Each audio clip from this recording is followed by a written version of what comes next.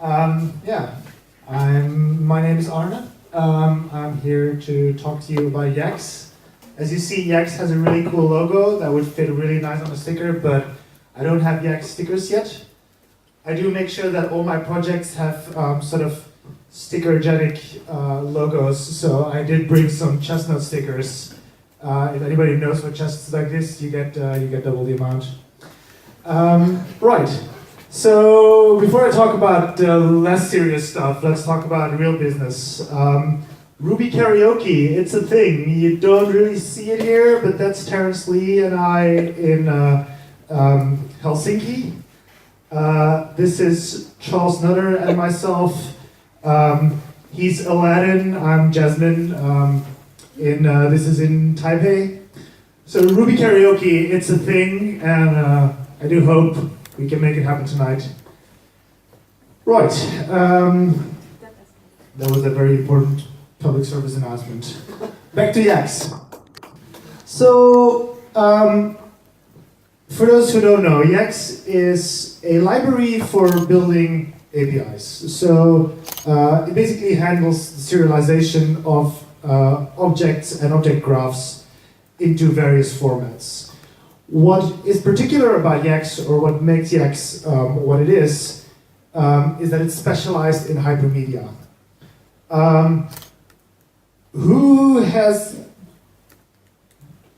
When I say hypermedia, who kind of like, oh yeah, I think I kind of know what that's about? Raise your hand. Okay, now if you like, keep your hand up. If you're like, yeah, hypermedia, I could talk about that for half an hour. Then keep your hand up. Just put your hand down. Okay. Cool. Hello, guys. So this is something that is often treated in a very theoretical way. There's whole books and dissertations written about representational state transfer, hypermedia, what that means as an architecture. My TLDR of this is basically you build an API, like say a JSON API, but instead of only sticking data in there, you also add things like links and forms. So it kind of starts working the way that web pages work, where you can sort of browse from one to the other.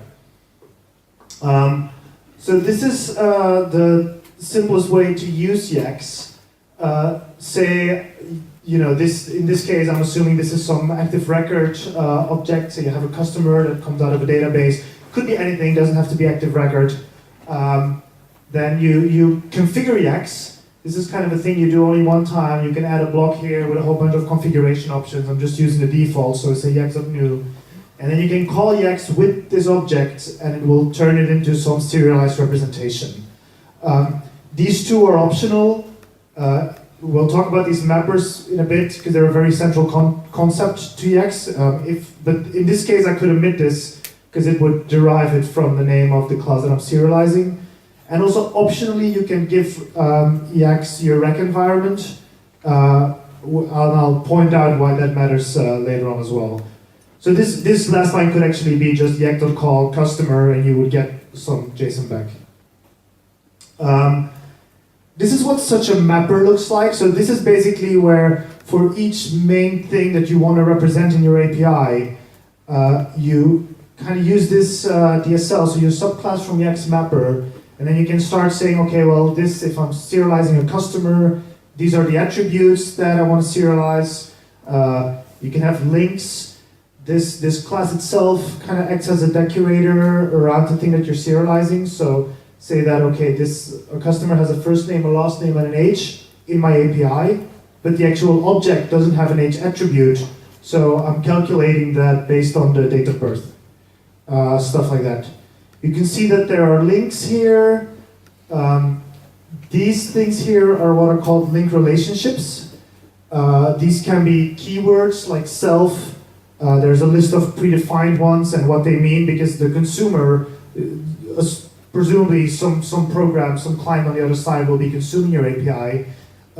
We as humans, we can look at the label of a link, look at the description, like, okay, what is this thing?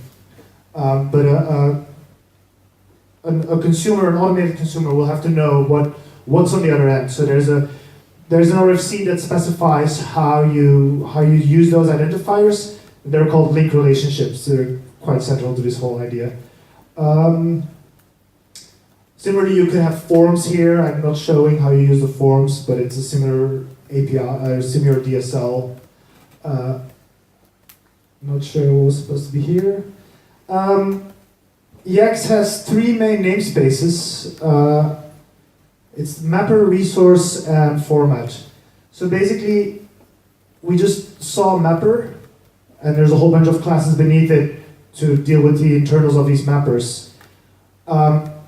Then once you have your mapper, you give it an object, and what comes out of the mapper is a Yaks resource, which is really just sort of a value object to, in an abstract way, represent how this thing is going to look in your API.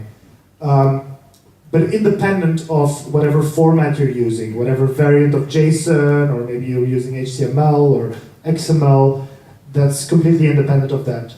And then in the next step, you will have a specific format to take that resource and output it in a very specific way.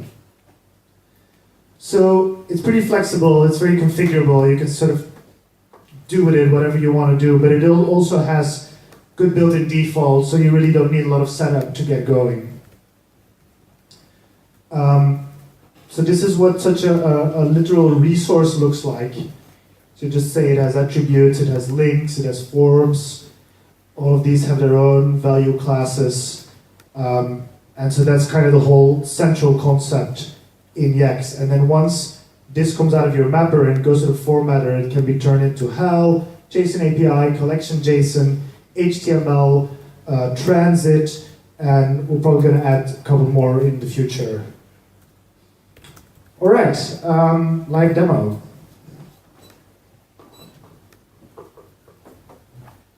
So, like I already said, Yaks can also output to HTML because HTML already is a format that knows about links and about forms. So, we're actually using this at the place where I work. It's called a company called Ticketsolve, an Irish provider for platform for selling concert tickets. So this is, if you look at this wexfordartcenter.ticketsolve.com, we kind of namespace our customers with subdomains. And so basically our front end, so we're also building an Ember front end that then consumes this API. The Ember front end talks JSON, but in this case we're just going to look at the HTML representation. And the only URL that's hard-coded in the client is this starting point. So it only has a starting point, and from there on it just uses links and forms to consume this API. So let's see, we can get the list of all the shows that are currently on.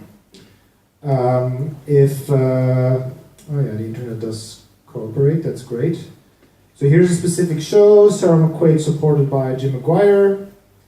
In our modeling, a show has events, so this is specific instances of this show. In this case, there's only one, Thursday the 7th of May, and then an event has ticket prices. So, well, I'm not a member, so this one doesn't apply to me. So I need to pay the full price. Let's add 2 of these to my cart. There, and there's my cart with 2 line items. Well, actually, and it also added automatically a donation, so here's my line item. Now, if we go back to this events list, so here I'm getting the HTML representation, but then I could also just curl, and then by default, so my browser is gonna, because it sets an accept header saying I want HTML. So that's why in your browser you see HTML, and that's why Yaks would like to have your rec environment, so it can know which output format is the most appropriate. By default, our API is configured to give HAL, which is a JSON-based format. So then it kind of looks like this. Well, this is the collection, which is then represented as embedded resources, so here's a list of events. So you see that it's basically the same thing, but this is then the version that your client would be consuming. Or if I want to see the same thing as collection JSON, That's also possible. So this is again another convention of how you structure things to have hypermedia in your JSON. So here you have these links again, just looks a little bit different.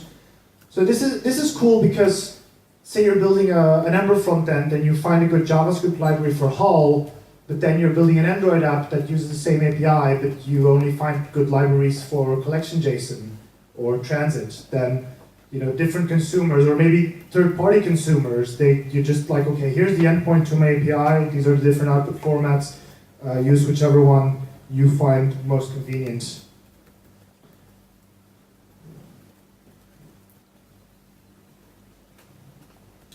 Yeah, so why did I start Yaks? The story kind of goes back a year and a half ago, when we were starting this whole process of building this API, building the Ember app.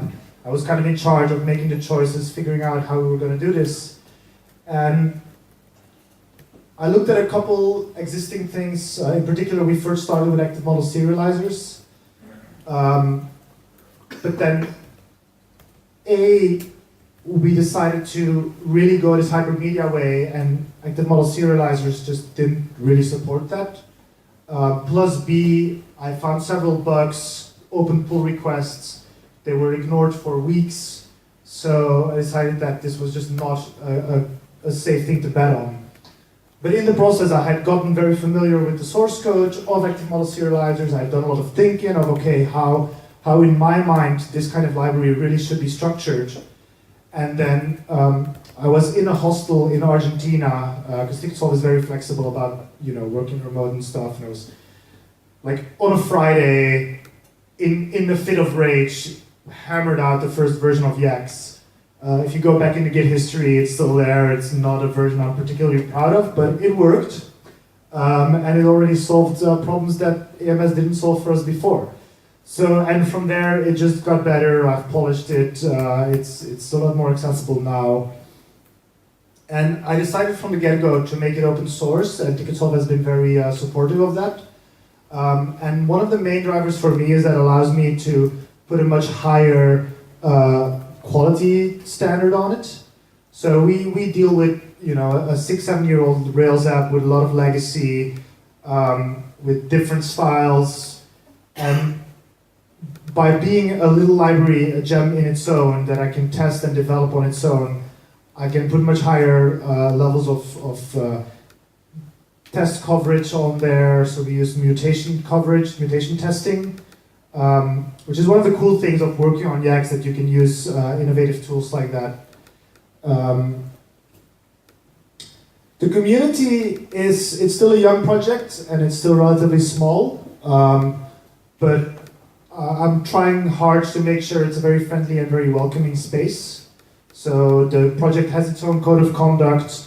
We mainly use GitHub issues and a Gitter chat room.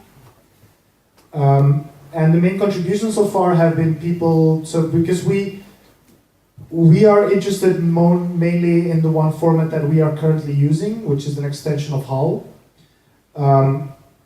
But originally we were using JSON-API, so this multi-format has already been good for us because it allowed us to switch early in the process. But at the moment I'm mainly focused on this one output format, but then other people use other output formats, notice that things could be better or more complete, and they send pull requests for that. So that's really cool that it's sort of growing in that way. To contribute, the main thing you can do to start is just to try it out and report back your findings. So we've been rolling it for a little while now, and so I can't really say anymore what the experience is of someone coming in cold.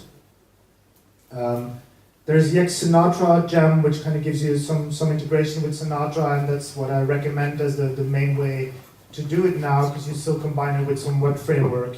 But there's also examples online on how to use it with grapes, so that kind of stuff, like just trying it on a project, especially maybe you have a web app that you would like to add an API to. See how easy that is, and open issues if anything is not clear or if anything needs improving. And yeah, scratch your own itch. If you feel like this format is just doesn't follow the spec, or you want something else, add it. We need both coding and non-coding skills. So Yaks still needs better marketing, doesn't have its own website yet. The README is already quite good, quite extensive, but it definitely needs checking if everything's still up to date.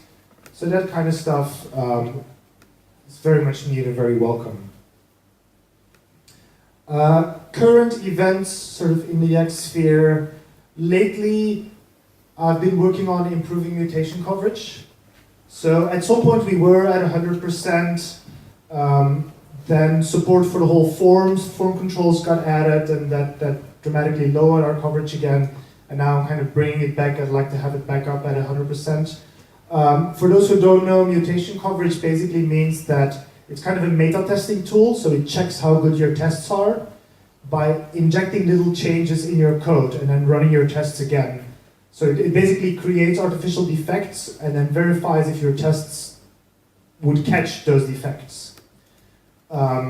It's super powerful. It's infinitely better than just doing line-based code coverage, because this way actually every single branch, every single method call, every single piece of code in your code needs to be accounted for with a test.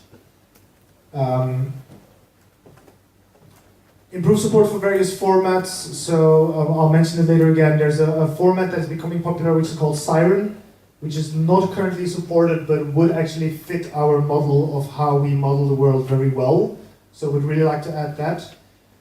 There's another format called JSON-LD, which is quite different. JSON-LD is more from the RDF world. Anybody here has an experience with RDF, sort of semantic web technologies? Yeah, not too many people, but this is the only one that's actually a W3C standard.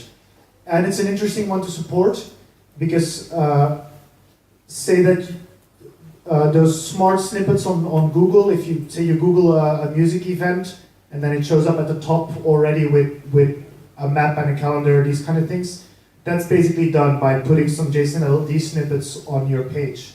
Similarly, the way that if you get an email from GitHub, where if you use Gmail, it will already in the subject line have a button like View Issue. That's done through JSON-LD. So this is something we would like, and I think a lot of people would like. So that will mean making the whole modeling of Yaks a little bit smarter. But that's definitely something on the agenda. And yeah, better docs, better documentation, better examples, making it easier for people to get started and figure out all that's there. So for today, I picked a couple issues that I think could be interesting. If you just go to the issue tracker, I use two tags. One is ROSConf and one is beginner friendly. So I'll talk about a couple in particular that I think would be interesting. One is this HTML output that I just demonstrated. This is kind of me trying to give it some color and some structure that you can kind of see the nesting. But I'm not a designer. I'm not that much of a front-end person. So I think this could be a cool task. Well, it's creative. I mean, and really, I'm happy to give you all the freedom if you kind of like that's my kind of thing. I can make that better, you know, clean slate or whatever. You're free to run with that. And maybe there are people that are much more comfortable doing CSS, JavaScript stuff than Ruby here. So that could be a fun task for them. Another thing that would be interesting, because it teaches you a new tool for your toolbox. So there's a gem that came out last year called Ataru, which checks all the code examples in your README. It basically treats all the code examples in your README as a test, and sees them if they run, first of all, and then there's a certain syntax to put assertions in there. So I added Ataru to the repository basic setup for it.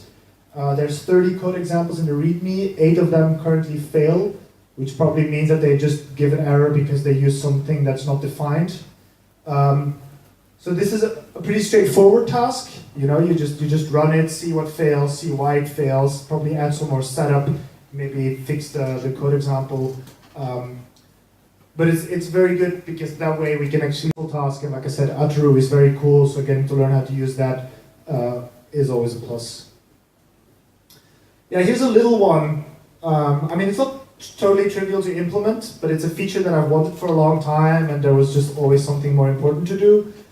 But so like I said, these mappers, they kind of work as decorators, so you can say, okay, there's an attribute, a computed attribute, and then you put a method to compute it. I think it would be much nicer in this case to just be able to give it a block. So that's one thing that somebody could pick up as kind of an isolated task. And then yeah, a bigger one, support for Siren. I already created a branch with some initial stubs for the Siren format and some initial stubs for the tests. This could be a fun task because you can really test drive it. Basically looking at the Siren spec, starting with some JSON, this is what I'm hoping to get out of it, creating some objects, and then writing the format, and then going on to the next bit. So this would be very appreciated because it's also a format that's slowly getting more traction. There's a bunch of companies actually using it in production, and yeah, this will really learn you how Yaks works.